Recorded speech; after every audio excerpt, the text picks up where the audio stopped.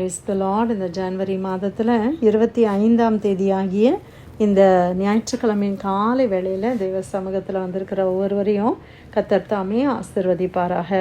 இந்த நாளிலும் நம்ம தியானிக்கிற கர்த்தருடைய வார்த்தை நம்முடைய பரிசுத்த வேதாகமத்தில் சங்கீதங்களின் புஸ்தகம் 17ஆம் சங்கீதம் 8வது வசனம், 8:9 தமிழில் 8வது வசனத்தில் நம்ம வாசிக்கிறோம், கண்மணியை போல என்னை காத்தருளும். அல்லேலூயா. அருமையான ஒரு ஜெபம் இல்லையா? சங்கீதம் 17 என்பது தாவீதினுடைய ஒரு சங்கீதமாய் காணப்படுகிறது. அதிலே அவர் எப்படி ஜெபிக்கிறாரு, கண்மணியை போல என்னை காத்தருளும். அடுத்த வசனத்தில், என்னை ஒடுக்குகிற துன்மார்க்கருக்கும் என்னை சூழ்ந்து கொள்ளுகிற என் பிராண பகைஞருக்கும் மறைவாக உம்முடைய செட்டைகளின் நிழலிலே என்னை காப்பாற்றும். Keep me as the apple of your eye.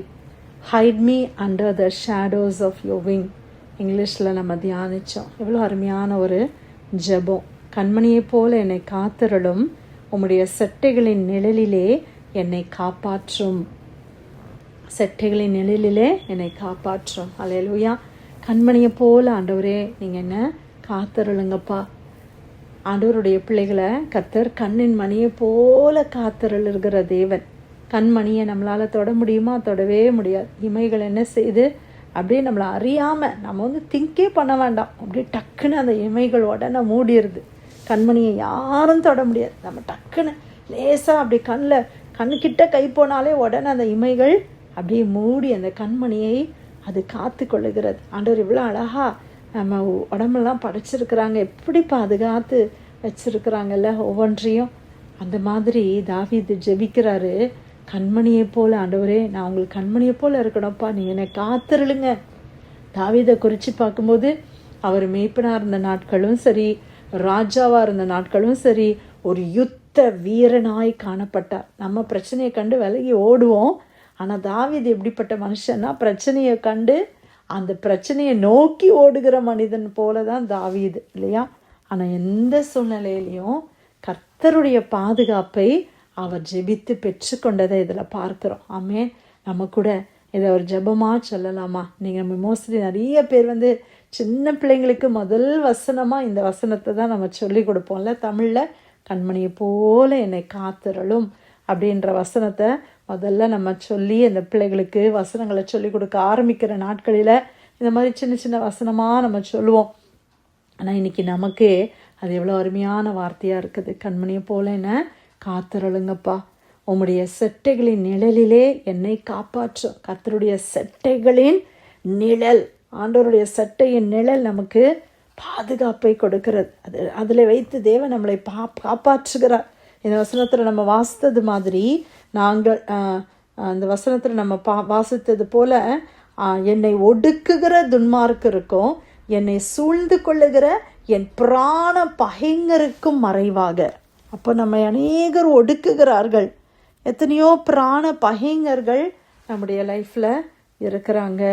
ஆனால் அவர்களுக்கெல்லாம் மறைவாக ஆண்டவரே உம்முடைய செட்டைகளின் நிழலில் என்னை காப்பாற்றும்.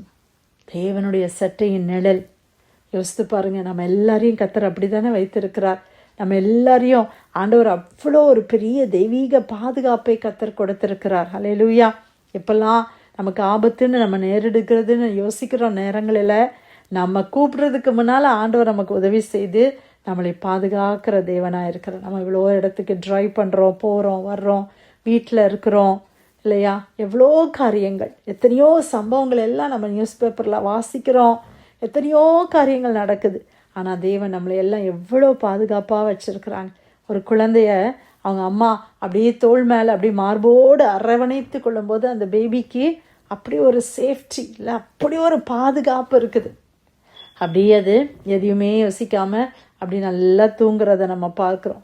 இல்லைனா ஒரு ஸ்ட்ரேஞ்சர்கிட்ட வேறு யாராவது அந்த பிள்ளையை எடுத்தாங்கன்னா உடனே அந்த பிள்ளை அழுறதை பார்க்குறோம், அம்மா கிட்ட போகணுன்னு சொல்லி. இல்லை ஏன் அப்படின்னா அம்மா கிட்ட அதுக்கு இருக்கும்போது அதுக்கு அவ்வளோ ஒரு பாதுகாப்பு. அந்த மாதிரி தேவனிடத்தில் நம்ம இருக்கும்போது தான் நமக்கு பாதுகாப்பு. பிரியமானவர்களே, நம்ம வீட்டுக்கு எத்தனையோ விதமான பாதுகாப்பை வைக்கலாம், அதை செய்யலாம், இதை செய்யலாம். இன்றைக்கி டெக்னாலஜியெல்லாம் ரொம்ப அதிகரிச்சுட்டு எத்தனையோ காரியங்களை நம்ம செய்யலாம். ஆனால் ஆண்டவர் கொடுக்குற பாதுகாப்பை போல எதுவும் வராது. சங்கீதம் 127 நம்ம வாசிக்கிறோம், கர்த்தர் நகரத்தை காவாராகில் காவலாளர் விழித்திருக்கிறது விருதா. காவலாளிகள் விழித்திருக்கலாம், நைட்டு முழுசும் வாட்ச்மேனை போட்டு செக்யூரிட்டி கார்டை வச்சு அப்படி இப்படின்னு நம்ம எவ்வளோதான் பண்ணாலும் தேவனுடைய பாதுகாப்புக்கு ஈடாக வருமா? வரவே வராது. அல்லேலூயா. இன்னைக்கு எல்லாரும் இது ஒரு ஜெபமாக நம்ம ஆண்டவருடைய சமூகத்தில் சொல்லி ஜெபம் கண்மணியை போல என்னை காத்தருளும், உம்முடைய செட்டைகளின் நிழலிலே என்னை காப்பாற்றும். ஆமாண்டவரே, கண்ணின்மணியை போல எங்களை காத்தருளுங்கப்பா.